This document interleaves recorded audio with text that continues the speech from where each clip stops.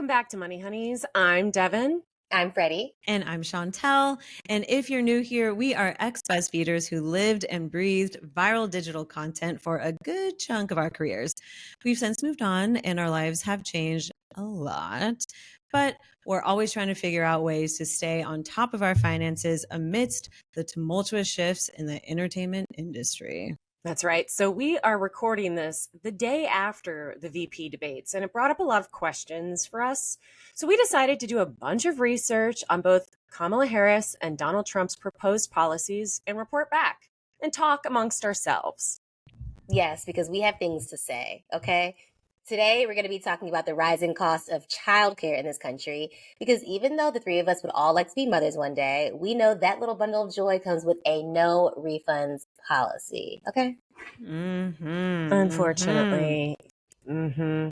So, y'all, we're gonna hop right in. Let's start with the big picture. How much do y'all think it costs to usher a child into this world until they're 18 years old? Like the overall cost of those 18 years of life. Is this like paying for schooling? Is this public schooling? Oh my God. So we can never answer a question. And like for every question, I feel like we always have 10 follow-ups. Yes. Like I'll answer that, but I have a few things that I need to address first. Hey, I think that's smart. Okay. That's smart. I think with this, it's not private school. It's definitely public school. And Okay. it's based off of like the statewide public offerings.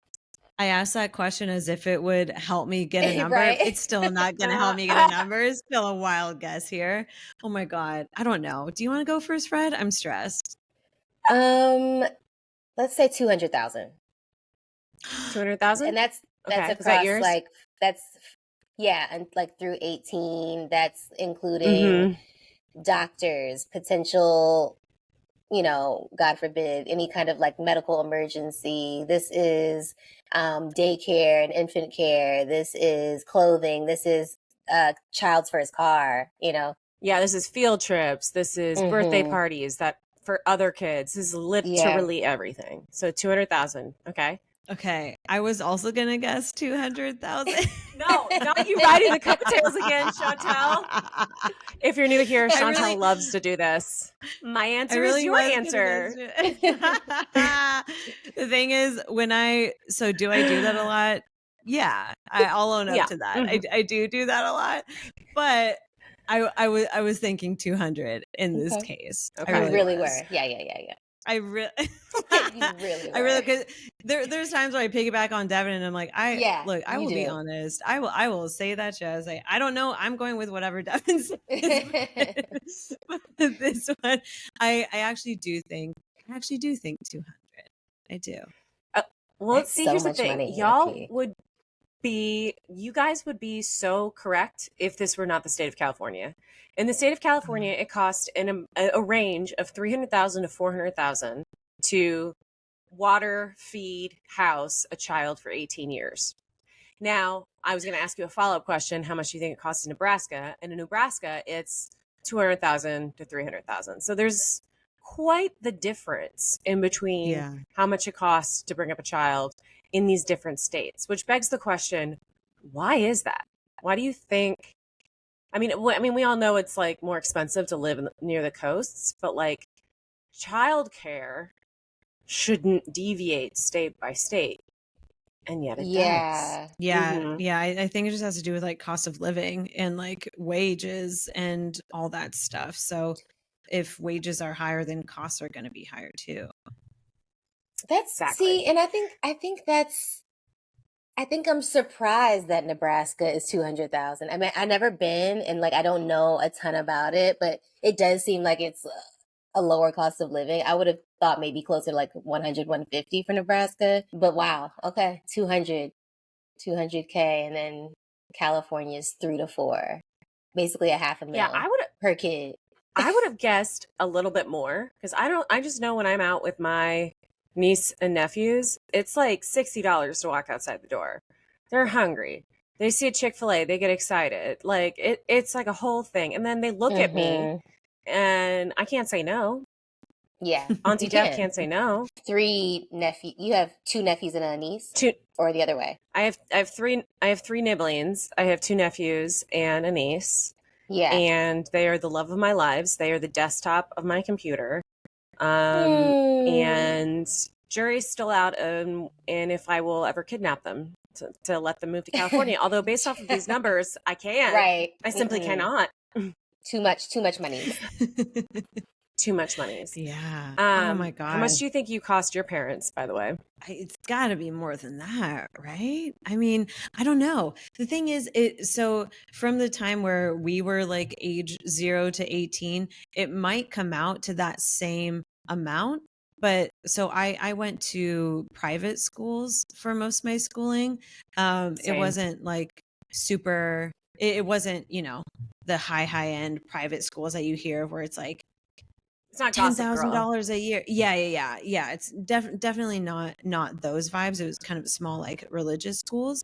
But I would say it's probably the same amount. But if you adjusted that for inflation, it would be more than it currently costs today. So I feel like it maybe was around that same cost last year, but not adjusted for inflation. I feel like I will say that, I definitely grew up with privilege in regards to pretty much giving, like, I got everything I needed, most of what I wanted, when it came around to birthdays and Christmases. And like, I did travel, we did take family vacations to, the Bahamas and like little, spots where, to expose me and like get me out of the everyday in Richmond, Virginia. So like, I do feel very, very privileged to have experienced that.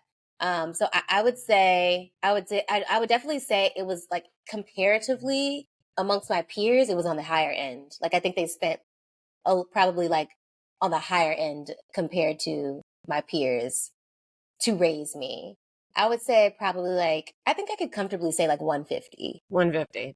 That's not bad. Yeah. I definitely think it costs more, but what is money? Why are we putting a price on this? You know what I mean? When we come back, we're going to really dive into the cost of what it takes to raise a child in today's world and how the government, under both of these proposed administrations, I should say, wants to step in and help, because y'all know inflation. We get on here and we bitch about how much everything costs on a regular basis. It's madness. And this is a huge issue in this upcoming election. So we're going to dive right in when we come back.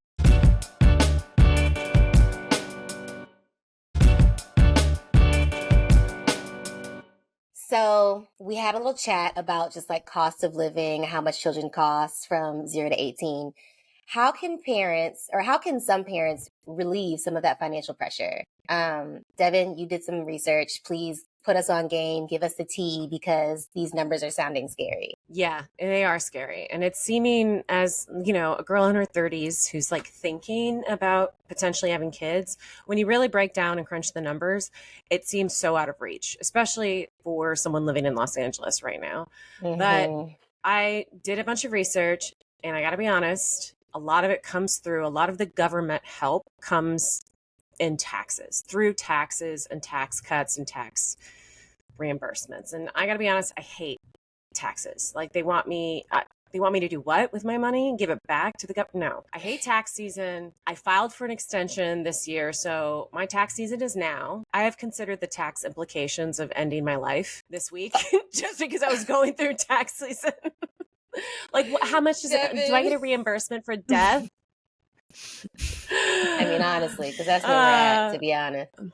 Yeah, death and taxes, and why not both? Yeah. Why not both, right? But if you're a parent, there is some relief, and it is called the child tax credit. Have you heard about them talking about this in their many debates or platform discussions? Yes. Which still doesn't seem like enough, but I'm gonna let you get your facts off real quick before I go ham. Same. Yeah. Like, I have thoughts and feelings, and I have follow-ups already, but let me listen, let me absorb first. The gals are sitting on their hands, they're tapping their toes, they're gonna hear me out. Yes, exactly. Okay, so this credit allows parents to claim a significant portion, quote unquote, significant portion of their childcare expenses. And here's how it works. Qualifying children under the age of 17 living with a parent for over half the year. So basically, you automatically apply if you have a child under the age of 17 and they're with you for more than half the year or half the year. So in 2024, this credit can be up to 50% of qualifying expenses depending on your income. And the maximum expenses that you can claim are up to $3,000 for one child or up to $6,000 for two or more qualifying children. So if you've got 3 kids, it's still $6,000. If you've got 2 kids, it's $6,000. Thus, because we're talking about 50% of that, the maximum credit would be either $1,500 for one child or $3,000 for 2 or more. Let me just go ahead and clarify that a tax credit is a dollar for dollar reduction on the amount that you owe, whereas a deduction will decrease your taxable income, which leads to a slightly lower tax bill. So when we talk about tax credits and child tax credits, that's money in your hand. That's literally dollar for dollar. That's the money off you get from your bill or money that you get back. There's also this like refundability piece, meaning families could get a refund if their credit exceeds their tax liability. So for an example, if you're owed $1,500 because you've got a little baby, but you owe $2,000, now you only owe $500 because your tax credit cuts into that. So personally, I don't think that pay band of $1,500 to $3,000, depending on how many kids you have, is enough. What do y'all think? I have a question. Both hop in. So Again, taxes and tax season, this is why I get heated, is because I feel like in this country, it is unnecessarily difficult. Just unnecessarily difficult to deal with. It is because, like, why? I'm sorry to cut you off. Why does it have to even be like this? Like, why does it have to be like claiming and reimbursements and like, it's like, what is this, Best Buy and like a rebate? Like, what are we doing? Like, why can't you just send me a check? Right. I don't. That was my take. Yes. You know, like why are we getting kid rebates? That's what it feels Yeah, like. it's A kid rebate. The baby rebate. right. Yeah. Yeah, like, you know, when you like buy a TV and they're like, if you send in this form, then you'll get a $50 check back. It's a baby rebate. It's Yeah, like, why can't you just give me the discount when I'm checking out at the damn store? I don't want to have to send something off. And I guess that's why they do it, because they know people aren't going to do it probably. But or it's an incentive to have people file their taxes to get this money back or to claim money again against their expenses for the year. I don't know. Yeah. probably. I mean, it's like it doesn't have to be this way. Like there are other countries where they tell you how much you owe in taxes and you pay that amount and you're on your merry way. Like it's not this whole convoluted and complicated system. Like it's just, I mean, like this system is for rich people. It's for rich people to be able to game the system and to keep as much money as they can, to pay as little money as they can. And I am tired. I'm very tired. Yeah. But when we come back, we're going to dive into the policies, because now that we know how the system works and what we have to play with, Donald Trump and Kamala Harris have proposed very different ways to give the American family a little bit of relief.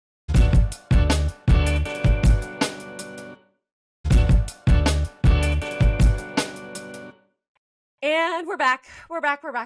Let's get into it. So to make this interesting, I'm going to tell you the proposed policy, and you will have to guess which administration, which campaign it belongs to. And trust me, the answer may surprise you. Are you ready? Oh, man. Okay, I'm ready. I'm nervous. So, I know.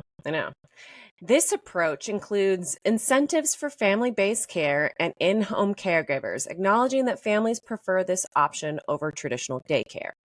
So that what this means is, say you have grandma who comes over and babysits. Now, grandma will be able to claim that as on her taxes, and you could claim grandma as a part of your childcare. Whereas before, because grandma's coming over to take care of your kids, you're probably not paying your family members to do that. You wouldn't be able to claim anything against that. So now, according to this plan, you can.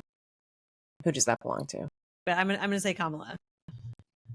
Well, I have a follow-up question. So, like, what is the what is the benefit of being able to claim grandma as childcare on your taxes?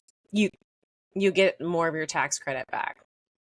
And there's some people who are able, depending on like your state that you live in and depending how much money you make, the state could actually pay grandma to do that.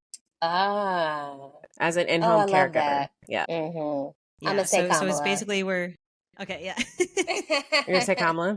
Yeah. So that actually belongs to Donald Trump. And Donald Trump's plan, it's support for in-home care. It's part of his policy. Does Kamala have one too? I didn't see about that, but I'm sure she does. Don't girl me, girl her. Girl her. No, I mean, I feel like if we're presenting what one side is doing, we should present what the other side proposes too. Very good point. Very good point. But that doesn't mean that Kamala isn't doing something. So let me get into this one. Okay. Another policy proposal, you have to guess who it belongs to, is universal pre-K. In this proposal, they advocate for free universal preschool for all 3 and 4-year-olds, which would help alleviate the burden of childcare costs for families with younger children. This initiative is designed to make early childhood education accessible to all families, regardless of the income.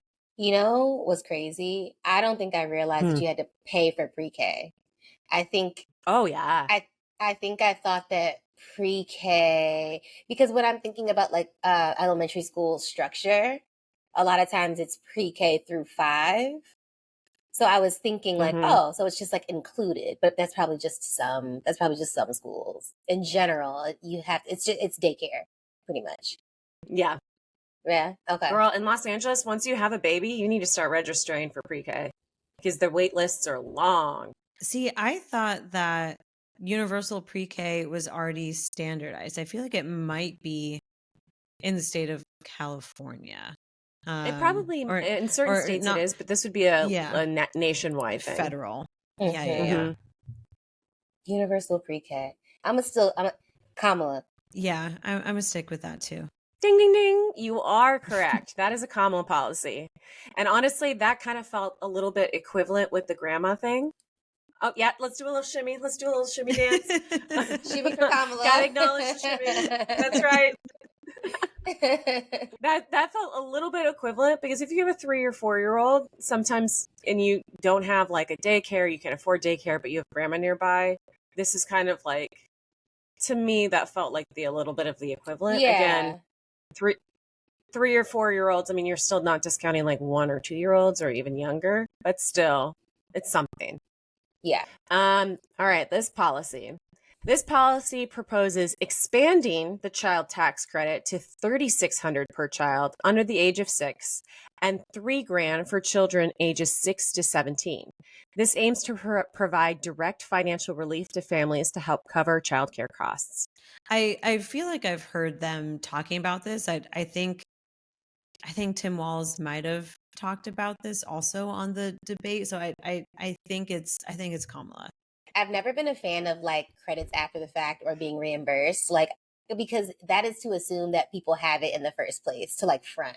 You know what I mean? Right. Like, this is not really that helpful. Like, this is not helping us in the moment if we can't pay for that week's childcare or, currently. Like, I'm struggling in October. Oh, I have to wait until April next year to like see some type of credit. Like, what? I'm annoyed by that. That does not help me, really. Like, it's nice, I guess, in tax season, but like immediate help, I feel like it's what the American people need. It's true. It's true. Amen. I fully agree with that. And literally that. I mean, yeah, I think that's like a fair point. And I also think it's good and healthy to like have beef, like with these policies, because it's like these people work for us. Yeah. It's like they do. We vote for them. They work for us. We pay them. And so it's like, it's important to be like, hey girl, can we not? You know, and Mhm. it's like Yeah. feasibility is one thing, but it's like to be able to voice your opinions, like that's literally what America was built on. Yeah. 1,000%. All that to say, yes, Kamala. I will go with Kamala That's for this one. this is a Kamala thing. Yeah. Okay. This is Okay. definitely Kamala. So to kind of like show what Trump has, like to kind of back you up with like what Trump is planning to do, his plan includes proposals to enhance the child tax credit by making it more accessible and potentially, quote unquote, increasing its refundability. He has suggested providing a larger credit for families with children, specifically targeting the middle class. Again, that feels a little bit, I'm trying to be like Fox News, fair and balanced over here.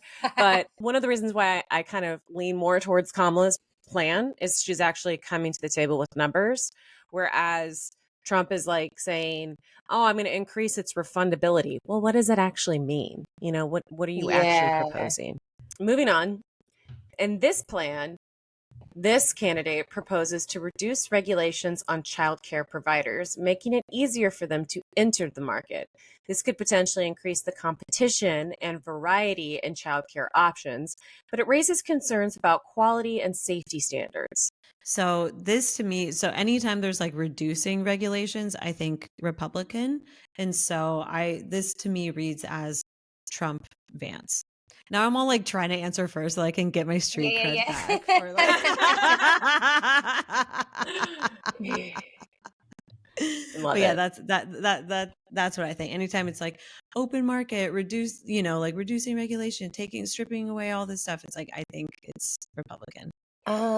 Yeah, so you said increased competition and variety in childcare options that raises concerns about the quality and safety standards. Yeah, I feel like it's Trump as well. Like agreeing with Chantel, but then also it's like I could just see Trump enacting something that's just like, oh, we'll open it up. Which is interesting coming from him, which is very interesting coming from him. Like, oh, reducing regulations, let's open it up to more people. You know, that's not his vibe.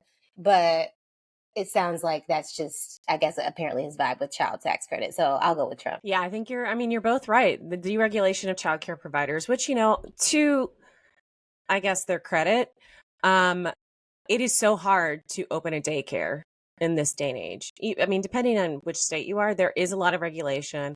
A lot of times you can't charge a lot of money just because you won't, you know, you got to compete with the other daycares in the neighborhood. And oftentimes you don't make a lot of money. A lot of daycares purport to not be very profitable. So to his credit, it is really hard. However, this is a Trump policy and it feels to me a little laissez-faire. Like, oh, I'm going to take the rules away so that more people can play, but it doesn't actually help the problem. It's just relying on a capitalistic system to kind of self-correct rather than going in there and trying to actually help the American family. And it's almost like, you know, you can kind of do whatever you want. Like, who knows what people will actually do? Who knows if people will actually start charging like more than they should, right? Because right now it's like, oh, there's like a standard that you kind of stay below to stay competitive, but it's like it just almost feels like what is the word? The wild wild west. Like I feel like you know, it's just like there may be more, but it's like, are they all going to be reputable? Are they all going to be affordable? Are they all going to be safe? You know? Yeah. It feels like a very Trumpian half-baked idea where it's like you do step one, but then what comes after step one? Like what actually comes after that is the most important. Like when he was going to repeal Obamacare on day one, it's like, bro, number one, no, you didn't. Number two, thank God you didn't, you know, because there was no plan in place to there was do no anything plan, and he after had you repeal that. what's crazy about that, not to like get on history train, but what's crazy about that, there was no plan, and he had a fully like Republican led Congress. You could have created something, but you didn't. You just wanted to repeal it, and thank God for John McCain because he was the one who saved the day. Anywho, I just want to kind of wrap this up because basically when it comes to this childcare and these subsidies and these tax breaks, both candidates have quote unquote concepts of a plan, even though Kamala has actually numbers and actual plans. But the main difference that people should walk away from this episode and know that Harris emphasizes direct financial support through expanding tax credits and subsidies, which targets lower class families. In contrast, Donald Trump's plan leans more on tax deductions and breaks, which primarily benefit middle class families. Also, Harris advocates for universal preschool, aiming to provide children early education for all Americans, while Trump's focus is on deregulating childcare. Again, pulling back the rules and taking less responsibility for what's actually going on for the American family. Harris also supports a comprehensive paid family leave, which we haven't really got into, but that's definitely a huge part of her policy, to assist parents during critical childcare years, whereas Trump focuses more on financial incentives through tax deductions. So basically, if you're good with your taxes and if you're good with keeping your receipts all year, then under Trump's plan, you'll get more relief. However, that puts a lot of the onus on the American family, whereas Kamala Harris is actually trying to go in and change tax laws to create laws for universal childcare. And then I just really want to touch on this idea of paid family leave, because that is huge. Let's talk about it. If you're a new mom or a new dad, a new parent in general, taking time off more than 6 weeks is critical. But most of the time, only white collar jobs offer that. And then again, it's job by job. I know jobs in tech, jobs in finance, sure, they offer you a set amount of time to go and be with your baby. And I know a lot of parents, I have a lot of friends who kind of like have both maternal and paternal leave. So they try to kind of stagger that. So mom will take off first and then dad will take off once hers ends. So basically the baby gets, a longer time with parents, with mom and dad before, they have to return to work. And so what Kamala Harris is proposing is having that be standard, not just for white collar workers, but standard across America, which is huge. And Donald Trump and JD Vance haven't really touched, or maybe they have, but they're just concepts, quote unquote, of a plan right now. Did Kamala, so is the standard time that she's fighting for 12 weeks? I think I read that it's 12 weeks. Her plan includes comprehensive paid family leave, allowing parents to take off childcare without sacrificing their income. To also add, I also remember, the paid family leave the purpose of it isn't only to assist if you have a new baby, but it's also to care for aging loved ones. So parents, who, taking care of your parents, being caregivers, that stuff is also equally as important. And I know that she's been emphasizing that a lot as well. Thank you for bringing that up. And in contrast, I'm reading right here, there are countries like Norway that offer 49 weeks of paid family leave, and it's with 100% pay. 100% pay. The United States, however, offers 0 paid leave. Now, under the Family and Medical Leave Act, which is the FMLA, a covered employee in the U.S. is only guaranteed up to 12 weeks of unpaid but job-protected leave per year. So say your spouse gets sick or a child or a parent gets sick, you can leave for up to 12 weeks to take care of that, but there's no regulation about how much you should get paid. It's unpaid, but your job is protected. They can't let you go for that. Yeah, in the US, they leave it up to the employer to determine all of that, which is why the US is one of the few developed countries in the world that doesn't have a federal paid family leave policy. And so that's what Kamala is trying to enact, because quite frankly, it's insane that we don't have that. So you can have a job where you get unlimited family leave. I know a friend at a job where she's like, oh yeah, if someone has a baby, they leave for a year and they're fully paid and they come back. But then there's other jobs where you get 6 weeks, and there's other jobs where you get 0. And you guys, my friend who's a teacher in Maryland, guess what her maternity leave is? A month. 10 days. No. And so she literally had to plan her pregnancy to be right before, to basically plan out so that she could try to use her summers off to have that be a part of her leave. You know what I mean?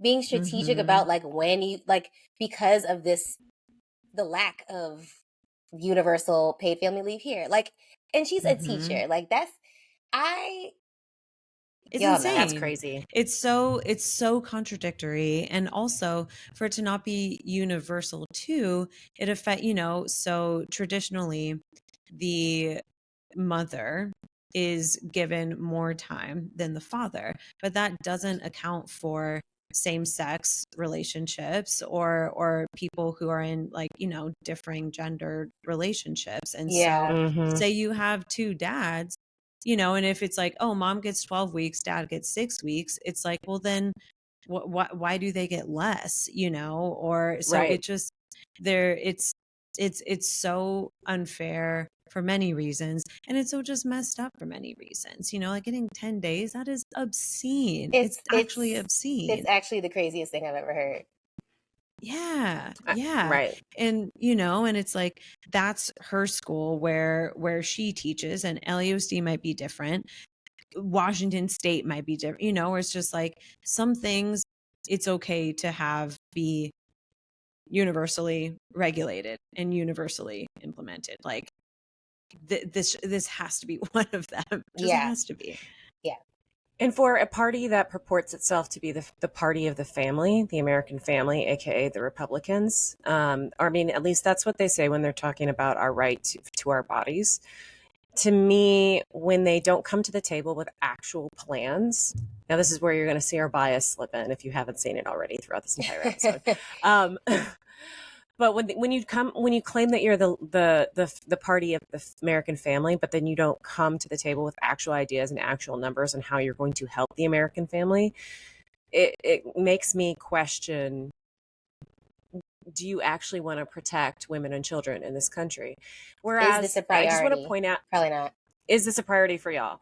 I also just want to point out that Kamala's running mate, Tim Walz, as we know, is the governor of Minnesota, and he's actually done a lot for families in that state. He has signed a bill for paid family leave in the state of Minnesota, and the bill provides partial wage replacement for up to 20 weeks of family leave during the 52-week period. So that's almost half the year where you can get partial pay. Right? Yeah. That's better than nothing, Yeah. which is what they had before. Yeah. No, it's, it's just, I love Tim. Me too. I love really him. do. I think he's just, I just want to squeeze his cheeks. So that's where we stand, y'all, today on these two candidates and what they propose to help the American family.